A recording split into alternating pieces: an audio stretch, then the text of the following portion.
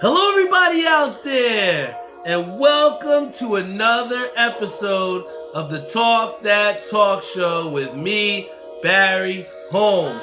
We are here for our 156th episode here of the Talk That Talk Show, and like I said, the ability to come out here each and every week is something that I hold near and dear to my heart. I look forward to, coming out here and recording this episode with you guys each week. Talking to different people about what my show's about and, seeing, regular people like Wilson Cody and Robert Brantley on our Facebook live stream. Shout out to my boy Brian Spawn who says talk that talk. Robert Brantley also says what's up Barry Buckets. But, I'm just so happy to come here on a Friday night. The last 2 weeks that we've aired the Talk That Talk Show, we've had to go on days outside of the normal Friday. But, I was happy because, like I said, I was able to go out and do some other ventures and, do things to make myself happy. But, it's also very happy to come back and come here on a Friday night and share you guys our customary time of the Talk That Talk Show. Big shout out also to my boy Ozzy Woes on the Instagram stream as well. But, I think first and foremost, before I start this show off, I got to talk about something very, very important. We've had some Yankee fans that have tried to say, this is the same old Mets. They always do well in May. The May Warriors, give them the trophy in May. And, a lot of people are going to try and hate on, the success when you haven't seen your team do as well. But let me tell you this. The New York Mets are the best team in baseball right now. They've been winning every single series aside from the split with the Braves. And, this Mets team, you got to start to believe in what they're doing each and every day. I think, the whole phrase, you got to believe, it's something that every Mets fan has to understand why it's our motto because, for most of our time as Mets fans, we've been through despair. We've had the electricity, we've had the how can I say, when you get over those doubts or when you overcome, those boundaries that were in your way and, you see your team succeed, I think that's, things that's happened, too far in between. I remember my last playoff game with my pops being back in 2014 with my uncle as well, too. And, that was a very special time in November when, we were cold, but we were huddling together because we were so happy to be, watching the Mets in the playoffs. And, I haven't had that chance since 2014 to go see my team play. I know they played in a wild card game last and lost in the playoffs. So, when I see the success, and I think this is very easy for Mets fans to get, hype about, when we haven't seen the success in so long. But, I think it's so easy for us to think about the playoffs. And sometimes people say, hey, pump the brakes. It's early in the season. But the Mets and what they've been doing, especially with the win yesterday, and this is why I say this, in the times past or in seasons past with the Mets, if they were down by 5 runs by the 6th inning, you might turn that game off to go watch, a TV show or, watch the NHL playoffs or something else because you thought that game was over. But, something within me when I was in the bowling alley was like, I'm still going to watch this game, man.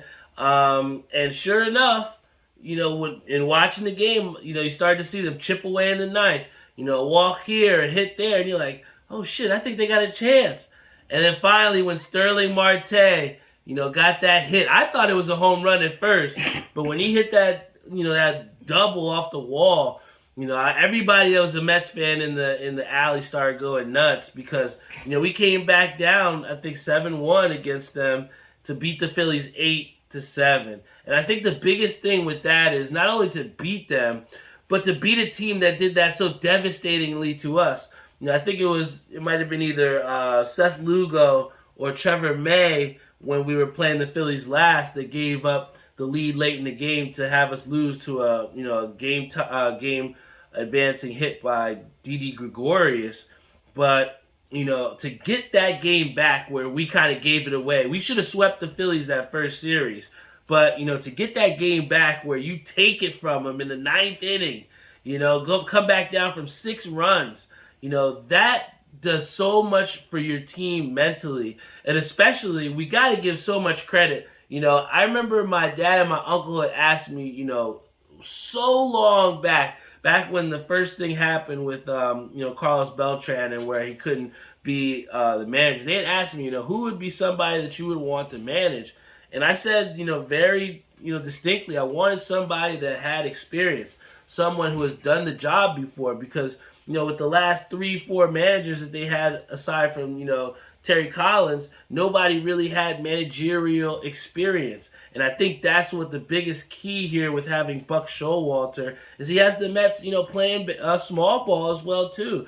A lot of the teams in the past have been centered around the home run, but the Mets have been manufacturing runs, whether it's been Brandon Nimmo, beating out ground ball for hits, whether it's, guys being patient at the plate.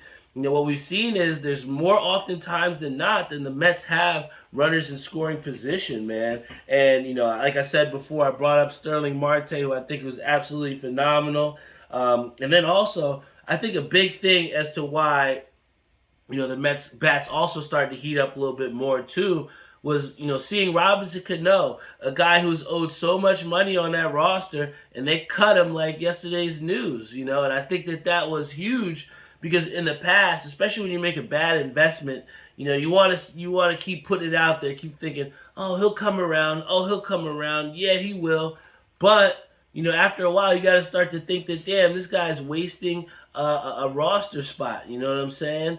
And I think that, how could I say, for them to take a statement, the Mets, talking about the Mets front office, for them to make a statement and say, hey, even though we owe this guy $20-something million, he's not worth a roster spot, and we are trying to win.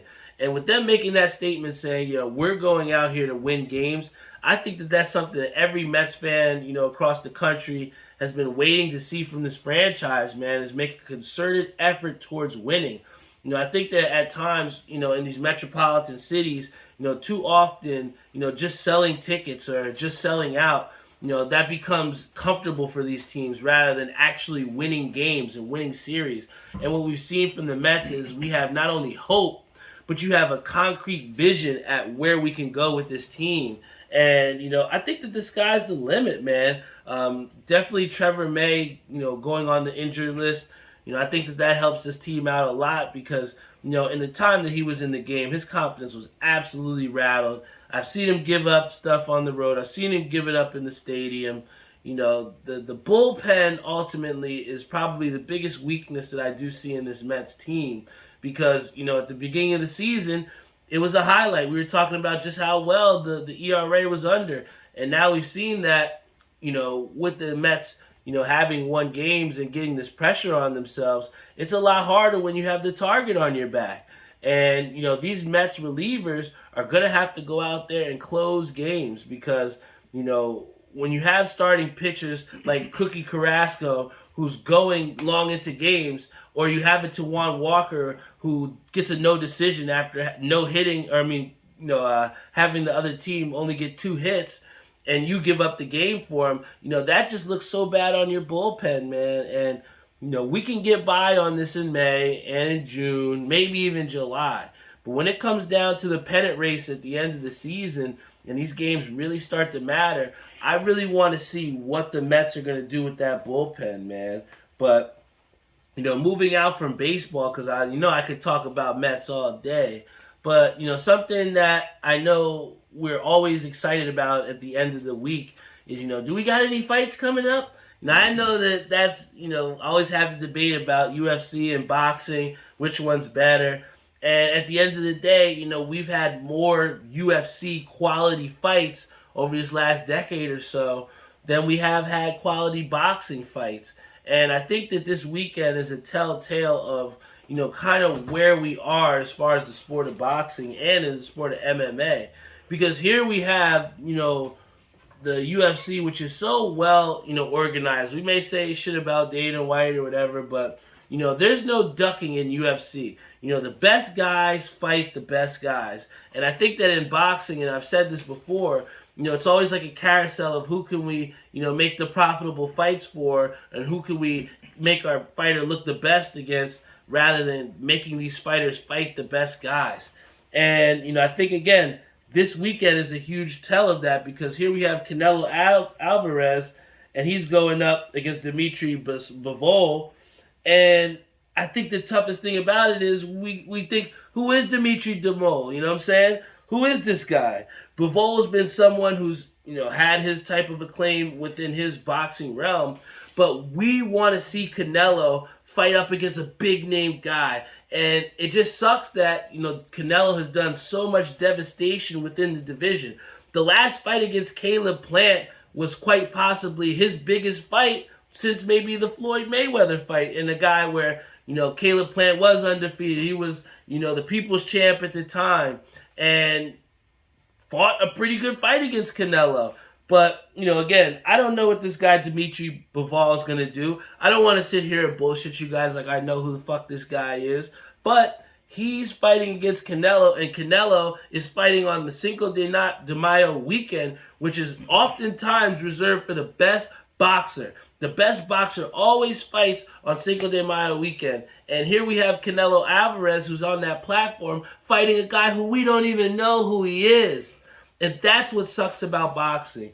I'm so excited to see Canelo. I'm so excited to, every time we get a chance to see one of the best boxers of our generation fight, it's almost like the same level, not quite, but it's almost like the same level as a Mike Tyson, because, Mike Tyson, we always wanted to see a knockout. And with Canelo, it's more an appreciation for those boxing purists out there, But, I hope we do see a good fight.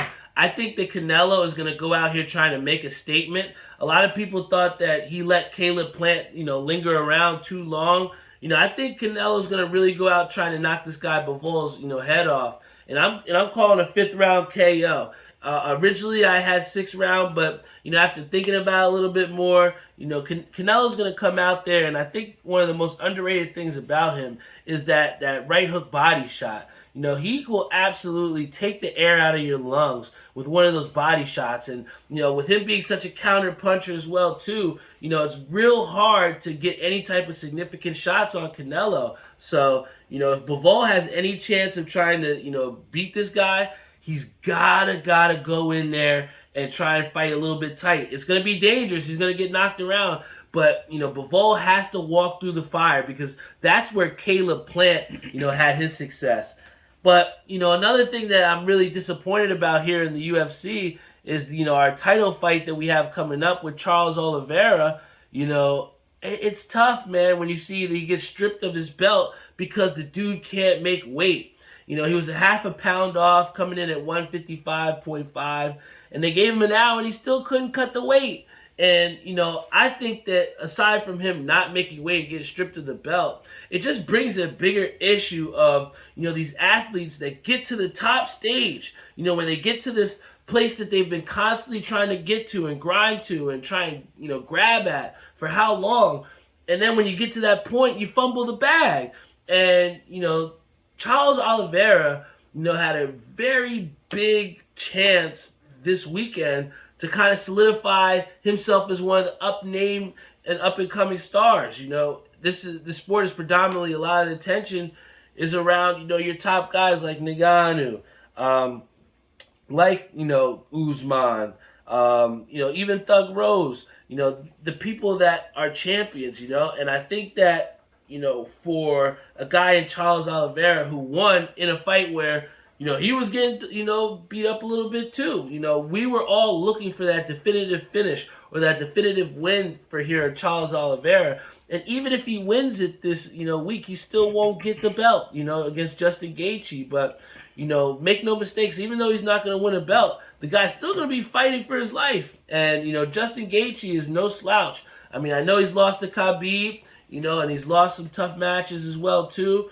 But, Justin Gaethje is no slouch. The guy can fight. He's a scrapper. They call him a highlight for a reason. And, coming into it, my heart wants to go with Justin. My heart wants to, it wants to say, hey, this guy's come out. He still has a chance to win the belt. He might be motivated to do so and go out there and get the dub. But, I've said this before to Darius and to some of my other MMA fans, But I truly believe that Charles Oliveira is a special talent in that we've seen a guy who can really, take you out from so many different angles. I don't want to bring up Khabib because he's nowhere near in comparison to Khabib. But what I've seen is the versatility and the skill set from Charles that kind of tells you that I don't know if I would pick a prop bet for him to knock him out. He could very well submit the guy. He could win a decision. We've seen Charles Oliveira in the the highest level, in the biggest stages, in the biggest fights, and come out and win in various different ways.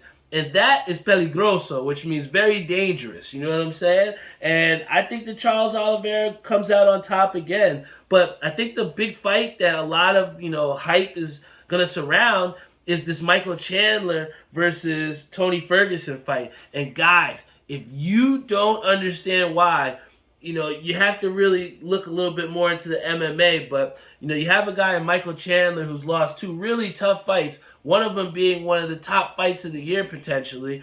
And, coming into the MMA scene or the UFC scene, with a lot of hype coming from another promotion. But, he comes out, beats a guy, I think it was Dan Hooker, I believe, and then has two tough losses. So, he's kind of like at that bridge point of, what type of fighter is this guy, because he's lost two in a row. You can't win three because, that's almost like a death sentence in Dana land. But you also have Tony Ferguson, who's a beloved fighter on the circuit. But what we've seen from Dana is no nonsense. If you're not winning fights, if you're not active, you are going to get cut from the promotion. And I really see this as a potential, fight or flight night, man. One of these guys probably will not be on the promotion in the next coming months. I promise you that. But, Tony Ferguson is such a tough dude, man. And the fights that we've seen have just been absolute slugfest. So I think that we're in for a big one, especially in Michael Chandler, who in our three fights has shown absolutely zero fear whatsoever. So, I know we got a title fight. Well, a vacated title fight with Charles Oliveira and Justin Gaethje. But we do have, like I said, that big fight between Tony Ferguson and Michael Chandler. But, one of the things that, aside from fights, aside from the success from the Mets that I'm super excited about, and it's kind of apropos because we got Terrence Brown here watching on our Facebook Live. Big shout out to you. But, I'm so excited for the opportunities that are coming up within bowling in these next couple weeks. I talked before about, going to nationals for the first time. And I'm just really excited to, test out the waters. I think the UBA, with being a travel league and getting a different chance to go to different bowling alleys, it's really given me some depth to my game and tested, the awareness of what's going on throughout the course of a bowling game and how I can make those adjustments. And, different, tournaments as well, too, whether we've won them or haven't, I've still tried to, put my best foot forward. And I think one of the biggest steps towards going to nationals was the New Jersey State Tournament, which we'll be bowling in tomorrow at Majestic. And, yeah, I'm definitely a little nervous. I'm excited to, again, bowl with Terrence, Vincent, Lenny, my brother. It's always fun to bowl with people that you really enjoy, hanging out with. But, we all know the challenge that's at hand. I've seen, the greatest of bowlers struggle at the New Jersey State Tournament. I've seen my own struggles at the New Jersey State Tournament. But, I'm confident in the work that I've put in throughout this season. Big shout out to my boy Eli Wells on our Instagram live stream. Big shout out to my boy Tim Sicoria on our Facebook live stream. But, I've put in the work. I've put in the reps in league. And, I think that, I've said before about, it's very important to go out there and take risks. It's so important to go out and challenge yourself and see exactly where you are. Because, our mind thinks so many different things. And at times, it can be the biggest factor of why we may be removed from reality of what the situations are. So, to go out there and to have a week leading up to the New Jersey State Tournament that I had, and, each, week meant something, or each one of these days this week, Tuesday, was big for us because we were bowling against, David Lee and my boy Russ Ryman. And he joked because he was like, "Oh, I don't know why I was, poking the bear and why I was talking shit." Because, he called me up in the morning, goes, "Yo, we got your ass tonight. I got something for you." And, that kind of just lit a fuel under my fire, man. I was like, ain't no way I'm going to let this motherfucker come out here and talk shit and try and beat me on such an illustrious night and something that meant so much. And, I love the friendly competition as well, too. But, when you have somebody that, goes out and, try and, takes you out of your game by talking a little junk, it definitely motivates you. And I'm just so happy that, at times in this season, I've put the work in and haven't exactly gotten the results. And I think that's the toughest thing when you have a team sport or even an individual sport where you're having the frustrations of not exactly being where you want to be. And you still have to go out there and perform at a high level. And that's what makes professionals that we watch on TV, just so good at what they do because, they have their jobs on the line. And I'm bowling, obviously for money, but, my job's not on the line for it. And I think that at times we're a little hard on these athletes, but, for me, being in a situation of do or die in bowling, it's definitely been stressful. But, I came into that Tuesday night matchup, nervous, but definitely excited. Last time I bowled them, they beat us and the guy shot 300 on me. So, those nerves were definitely there. But, if you're not nervous about something, it means you don't care as much, And I think that, those nerves helped me to go out there and perform at a high level. And, our team wound up winning 16 out of 20 points. No, excuse me. We won 14 out of 20 points to then take first place in the league for the first time since I think last time was like 2019. So pre-pandemic. So, my dad had, congratulated us, at the bar. And the first thing that I said to him was, job not done yet. Because I truly believe that, at times, we talked about just with Charles Olivera before about when people get to this highest stage or they get to the point of where they have success and then, they let those outside factors, they let things, stand in their way of delivering. And something so as simple as making weight for this guy is something he couldn't do. And I just don't want to get to the top, place that we are in first place and waste an opportunity like that. So, just as, nervous as I was in that week, I still come into this, next Tuesday, very nervous and at the same time very excited. The guys that we're bowling against, big shout out to Terrence Brown and Vincent Booker. We had Vinny on the show before, but, they're two very good friends of mine. We've bowled in the summertime together, and we're actually bowling in the New Jersey State Tournament together. And then we have to turn around and bowl each other for first place. And I think that that's something that is really dope about the sport of bowling is that, you really have an opportunity, even though you're not on television with some of the big name guys, but you still have an opportunity to go out there and compete at a high level and win not only money, but just bragging rights, man. I think that just competition in general is something that, fuels us as human beings, whether you're, fake counting down 3, 2, 1 on a shot into your garbage can or, playing video games with your buds, or whether you're playing a board game with your kids or anything like that. There's always that competitive nature, and competition is the thing that makes games fun, competing.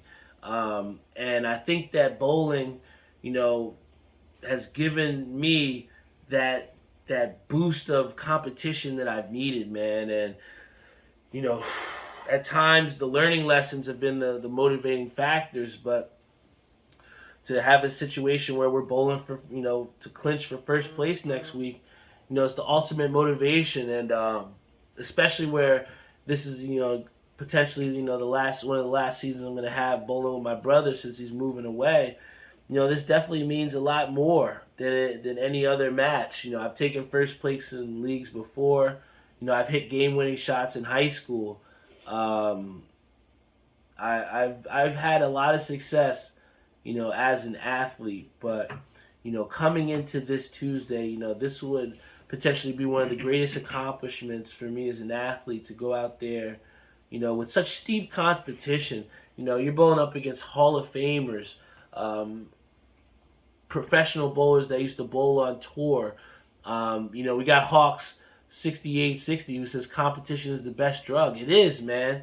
And it's such a positive drug, you know what I'm saying? I think that, that competition is really what motivates a lot of us to get to places that we as human beings didn't think we could go.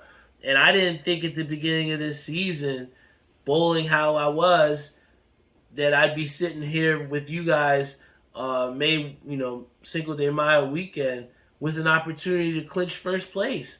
And then, on Wednesday, and I say this again because another accomplishment that I'm really excited about too is the fact that, this Wednesday night team, I said before, we've had struggles. We didn't exactly have the finish that we wanted as competitors. But the big thing for us was we wanted to really, end this season on the right note.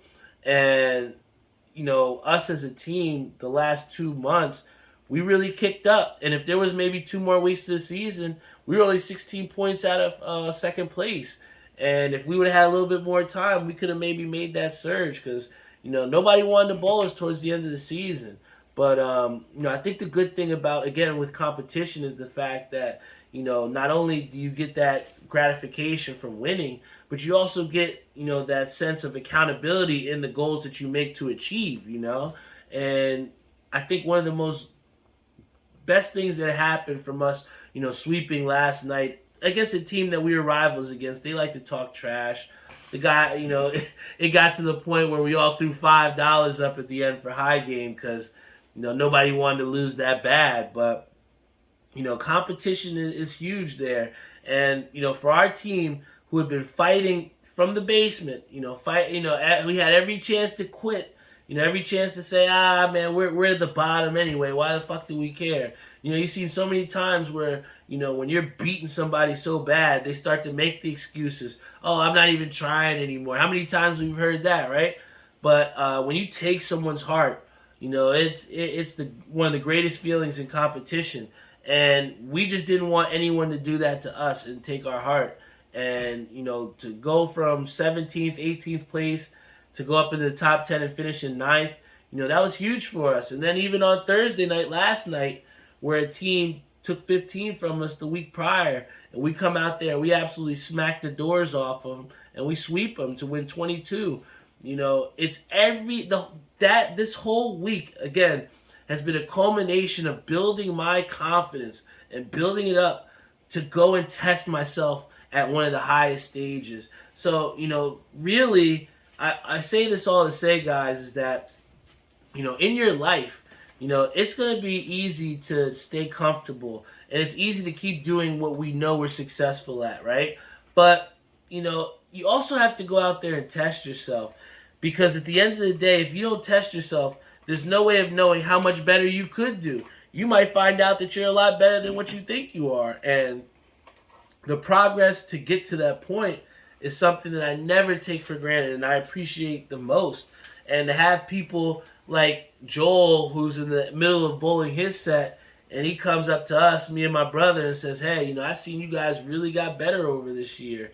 That shit really means something because, whether you like it or not, people are always going to be watching what you do. And, he had every reason to watch his own fucking ball because, he's bowling for money too. But, he has his attention on what we're doing. And, for him to compliment us in a way is saying, like, hey, you guys have really been doing well. You're balling out. Like, I see the improvement. It's further validation of why you have to continue to go out there and get better and desire to get better and put those goals out there because, if you don't push yourself, there's no telling of where you could potentially go. And what I've really done is I've pushed myself here in the hat game and, the respect that's been given to me as Catmaster B, from the West Coast, from, the South, all across the country. I appreciate everyone in the hat world that's, gotten me to the point where I've been at. And I just really enjoy hats, man. This one right here, is the Danville 97s. It's going to be dropping at My Fitteds tomorrow. Wish I could be at the drop, but, I got, again, the state tournament, but, this is going to be a brim for that collection. We got the corduroy brim, orange undervisor, and I think the team logo side patch on the side here. We'll take the headphones off so you can see. But this is one of the hats that I think a lot of people are sleeping on, because we did see that Happy Gilmore is going to release. And I think also the Wild Seattle is going to release as well, too. So, a lot of people are going to be after those hats. But this one right here, this one is the one I'm telling you guys that a lot of people are going to be sad that they missed out on, because it's actually modeled after a game that we used to play back on Sega Dreamcast called Jet Set Radio. And for those people that don't know, go, Google that up. But I do have 2 hat pickups as well from 2 other places besides My Fitteds that I wanted to share with you all. This one right here, again, like I said, could this have been the one to save Hat Club, all right? This was the Ocean Drive hat with the Shea Stadium patch, peach undervisor, flat batterman in the back. I really like this hat, but, I wanted to show it again because, the hype that's been around these Ocean Drive hats has been 100% real, man. We saw that other, teams did sell out in that collection. But a lot of people have been saying, well, how come some of the hats, haven't sold out from a Hat Club on here? And, it's one of those things of, constantly, what do you want? Do you want the hats to be so inaccessible for people that the resale price skyrockets up? And then you have to wind up paying $250 for a hat that you might have been retail for $60, right? But that's the thing that's tough about the hat game. The exclusivity of these hats is what constantly is driving things up. And then you have Hat Club, who could have been upping up their stock so that everybody has more access to the hats. At times, we also don't want people to have the same thing that we have. But at the same time, it's that, again, that balance of, do you want the hats to be so exclusive people can't get them? Or do you want to have so many of the hats that everybody has a chance to rock what they want? And that's what I think is this collection. That's why I wanted to bring this out again, because the question about this is, does Hat Club want their hats to be more accessible for everybody? Or are they just, in this process of not being able to compete with a My Fitteds who's coming out with some super different stuff that we haven't seen before? But I tell you what, my boy Koo might have stolen the week here with, surprisingly, and I'm so happy because Koo always told me, he's like, yo, Mets hats don't sell. People don't want to buy Mets hats. Well, guess what, Koo? Shove it, bro, because you sold out of the Mets hat here, and he'd been teasing me for weeks. For weeks, I've been telling Jeff, yo, I seen this hat. It's going to be fire, bro. It's going to drop, and I got you. And we had to wait a couple months for this, but it finally dropped. Not too many times do you see the Mr. Met hat. Here we got the Navy running Mr. Met with the 2015 World Series patch. Again, this hat is something that you don't really see too often with Mets hats. We got the World Series patch 2015. We didn't win that one. So a lot of times you don't like to see people use the patch of the World Series you didn't win. But I personally tend to like this one because it's not used as much. And then the Mr. Met, the running man, I wish it was used a lot more. But it's a classic look, man. We got the raised batterman in the back. But the thing that makes and sets this hat off is the khaki, all right? The khaki. This could have easily been a dope hat with a gray. He could have easily went with a silver to match the metallic threading. But like my boy Eric Rivera said, ECAP City is on the map. I seen people lined up in front of there to try and get that Astros hat, to try and get that Cubs hat. But, again, it's so good to see these other hat stores out there putting the pressure on a Hat Club, putting the pressure on a My Fitteds. And, hopefully in the next week to come, you guys are going to see some more of the heat that they're going to be dropping. And hopefully I can get my hands on some of them so I can preview them for you on the show. But we got CapCon, which is coming up next week, May 14th. I'm super excited about this. I'm going to be posting it, the info to all my socials. If you guys can, it's going to be at the Metropolitan Pavilion in New York City from 12 to 7. All right, May 14th. Every hat influencer creator is going to be there. I'm super excited to have a booth with my boy Kenny Lou. My mom, she started out selling her, wedding equipment and stuff out of the flea market. And, having and setting up booths has been something that even my dad has done with selling trading cards back in the day. Selling things is something that has been in my blood. And, to not only sell something that can make you money, but sell something that you've created yourself.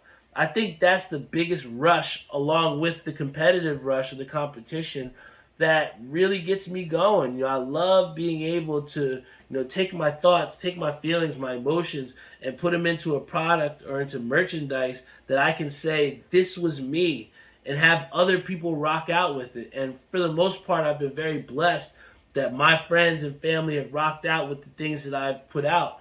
But Capcom is truly a test of people that have no reason to rock with my stuff to see if they rock with it, right? And I think that, it's a great test. Again, we talked about testing yourself, challenging yourself, seeing what exactly you can do when you put these challenges in front of your face. That is the biggest difference as far as getting success and sustaining success. And on that note, I love you all, man. This is the Talk That Talk Show. Episode 156 is in the books. Talk that talk! My boy Theo says Capcom is going to be a movie. Yes, it is. And I'm so happy to be one of the directors of that movie because, it's so important to get to test yourself and to see just as far as you can go and just, bringing other people along with you too. Seeing Jeff being so excited that I got him one of these hats so that, he can go out there and, have his hat on and be a part of Capcom. Seeing Lenny who comes up to me and says, I can't wait to go to your store and buy up all your pins. The support of people and the support of you all who come here on this show every week and rock out with me. It makes me the most fulfilled person in the world. I feel blessed to come to you guys every week, to have my Aunt Doris, who loves this show on YouTube, Spotify, Google Podcasts, Apple Podcasts, to have those other people who come up to me and, tell me about my show and tell me things they want to hear about on the show.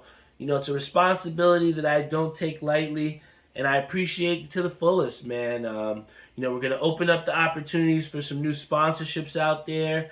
I appreciate you all who continue to tune in and rock out with me.